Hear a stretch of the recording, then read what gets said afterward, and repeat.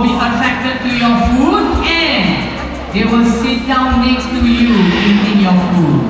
Okay? Now all animals will be all over the amphitheater. So if they are very close to you, please try not to reach out and touch them. Alright? You don't know them and they don't know you. And you don't want to know what they can do to you. Okay? Last but not least, right after the show, when you're leaving the amphitheater, please do it in an orderly manner. Can we do that? Alright, now with that said, I got one last question. Is everyone ready for the show?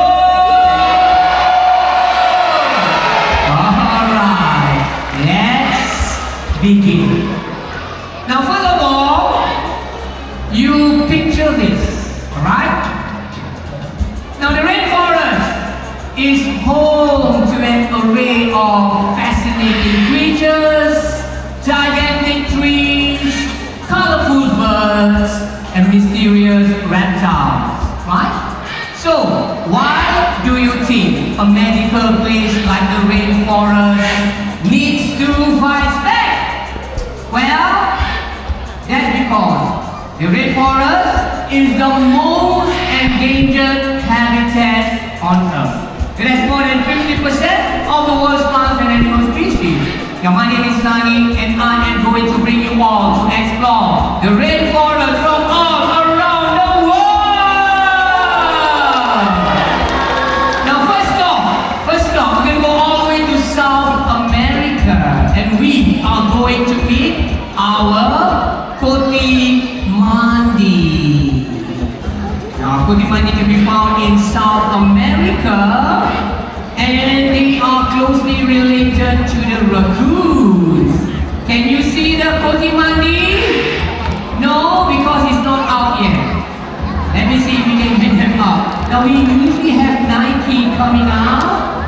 Nike, where are you? Here you come. There you go. That is our Cotimandi. He forgot what he's supposed to do. Okay, there you go.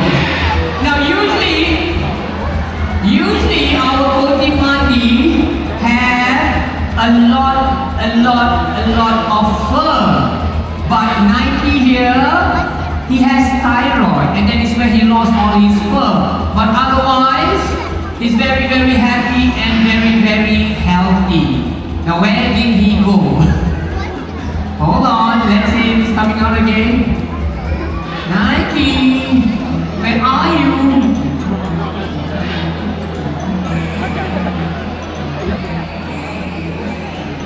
Hold on. Okay, never mind. Now from South America, let's go all the way to Africa. Let's go to the islands of Madagascar. Now some of you may have seen him in that same show called Madagascar. I'm sure you remember the cartoon Madagascar, right? And he likes to go like this. I like to move it. I like to move it. Come here now, it's our retail lemur. Now what you see out there is not King Julian from that cartoon. Now this is SB. Now retail lemurs can be found in Madagascar and they are usually very sociable animals. Okay? Yeah, I know. Finally he wants to come out and do his behavior. Again, that is our Cotimandi, that's Nike over there. Now they do have also very long tail that help them to balance when they climb trees and branches. Again, I did mention our Cotimandi usually would have a lot of fur. But Nike here, again, has thyroid and that is where he lost all his fur. Alright? Okay. Now, back to our lemur. Now, lemurs, they are usually very sociable animals. When you move on the ground, you will notice that they will have their tail high up in the air to make sure that the whole group stays in place. Now we are going to show you how high the lemur can jump, alright?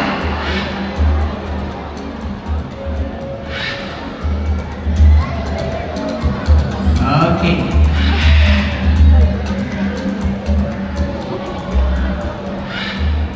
Hold on. We'll get 90 back first. Okay. Everybody say bye-bye 90. You can go back now. Your 5 minutes of fame is over.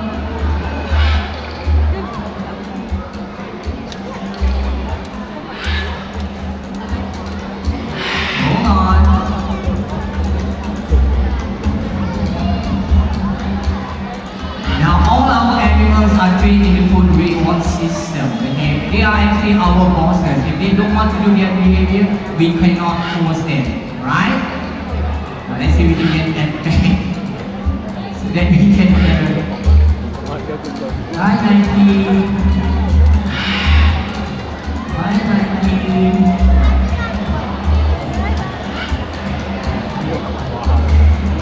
Bye 90.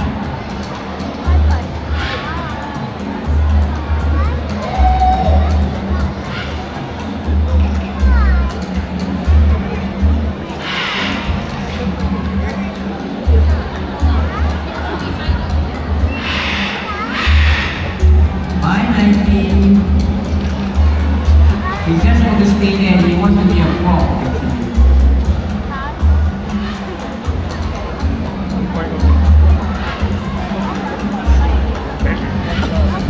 Hold on, okay? Alright, let's carry on with our lemur. Okay, now this is the part where our lemur is going to be up close to you. So, if they are very close to you, again, please keep your food in your bag and please do not reach out and touch them, alright?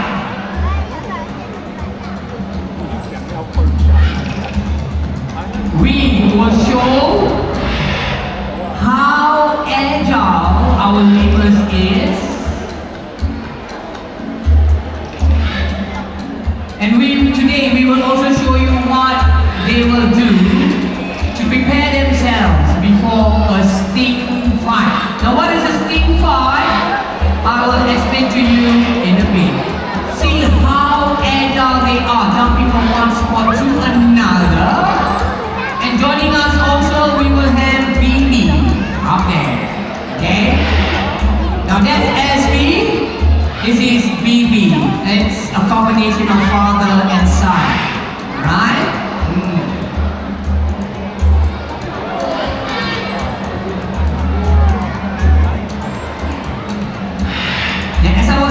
Now, little lemurs, they are very sociable animals. When they move on the ground, they will have their tail high up in the air to make sure that the whole group stays in place. Now, they do also have this very long tail that helps them to balance when they climb trees and branches. Okay, everybody focus your attention to B and SB. This is what they will do to prepare themselves before a sting fight. They would rub their tail against the sand glands on their wings. So that we can try that again with BB, right? Okay, watch that. Now that is what they will do. See that? Yeah, they will rub their tail against the sand glands on their wings.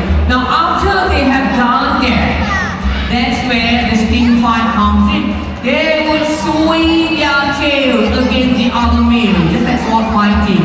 And eventually, one of the male will back off and run away, depending on how stinky that tail is. Now that is called a sting fight. Alright? Everybody say bye-bye SB, bye-bye BB. Alright. Now from Africa, let's come down closer. Let's come down to Southeast Asia. You are going to go to the river shores of Asia and meet our Asian small-clawed otters, the smallest species of otters in the world. here they come.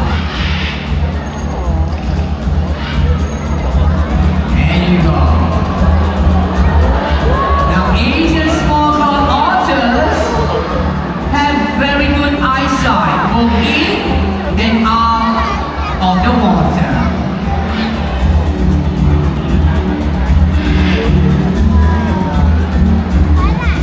Alright, now as they swim across, watch closely, right? Now the back part of the body, it is actually coated with oil to keep them waterproof. And the front part of the body where their fur is slightly thicker, that is to keep them warm. Now, you can find otters in Asia.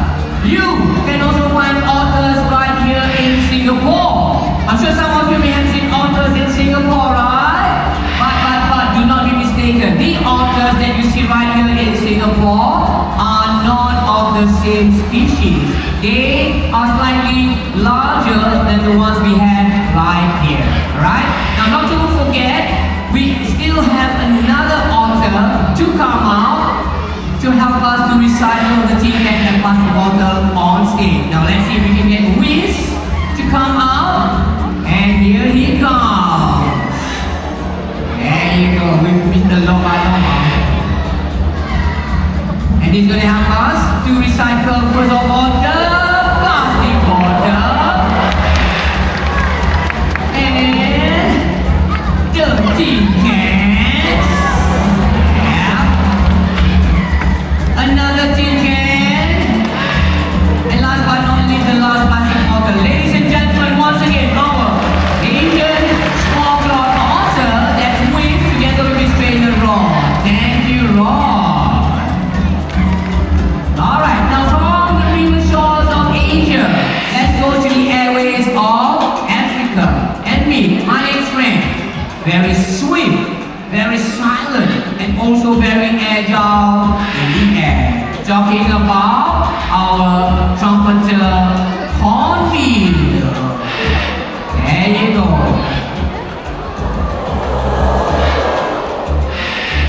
Now, although they are called trumpeter hornbills, they do not play the trumpet, okay? It is actually the sound that they make. They sound like a trumpet.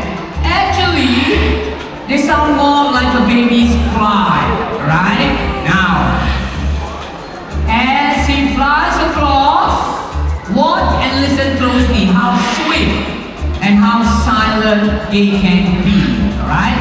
Now listen to this. This is Shadi, by the way.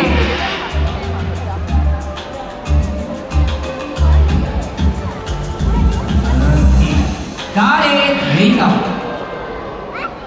You hear that? That's how silent it can be.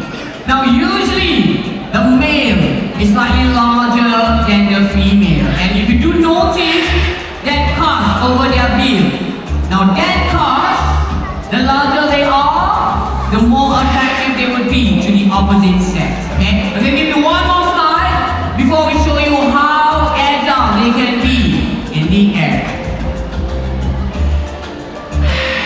There you go, one last slide. Alright, now when I go here with me is a crane. I'm going to toss this crane high up into the air and get Shadi to catch the crane. Ready? 1, 2, and 3, go! Isn't that fantastic? Now that's how agile they can be. That is how they will just swoop down to catch even the flying insects on the go. Right? Okay. Now, for my next friend, they are usually very shy creatures. You seldom see them out in the open, and you seldom see them out during the day. Talking about our hawk badger. Now, hawk badger can be mainly found in Thailand, in India, and also Indochina. As I mentioned, the outside creatures. you go. Now, ladies and gentlemen, if you are taking pictures, this is the best time to take pictures because it's the only time you get a chance to see them out in the open and out during the day. As I mentioned, the outside creatures, they usually come out at night to look for food. There you go. By the way, this is John and Marshall together with their trainer, Fran.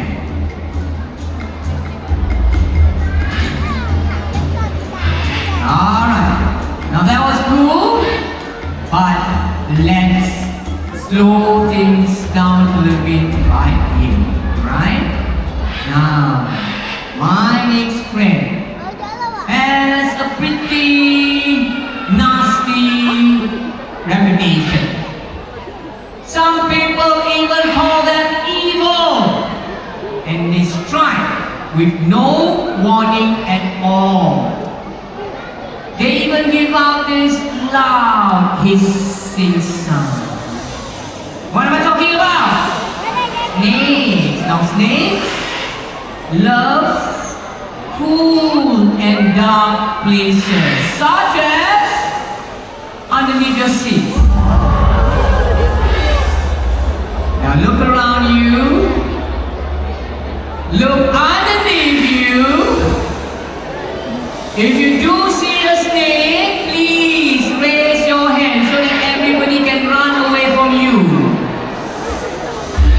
I was just joking. Let me see if I can find one right here. They also love dark caves, such as this.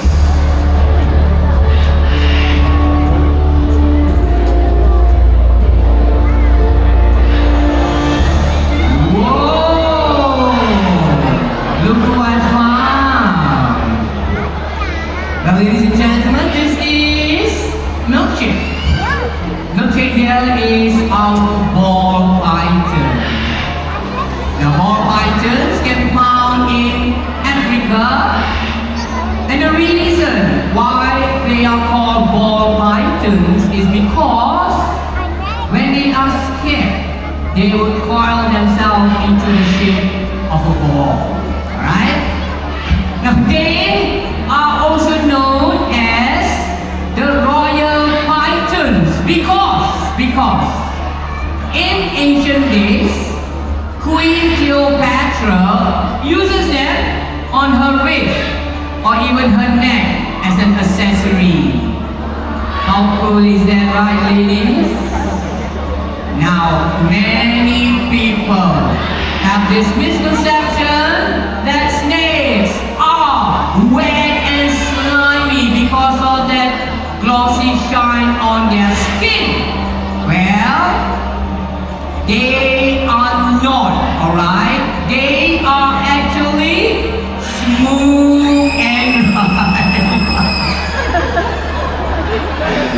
But if you have a chance to go down to our reptile garden, that's Reptopia, and if you do see a keeper holding on to a snake, you can approach them, have a feel of the snake, and you will know they are actually smooth and dry. Alright? Okay. Now that was interesting, but it's time to get serious. Right? Now, ladies and gentlemen, we hope you have enjoyed journeying with these amazing animals and that you have come to appreciate how fortunate we are to share Earth with them. But I need you to witness a sad truth. Now, the animals you met today are fighting a losing battle in the wild because of us humans. We destroy forests, leaving them without food, without shelter, and without protection.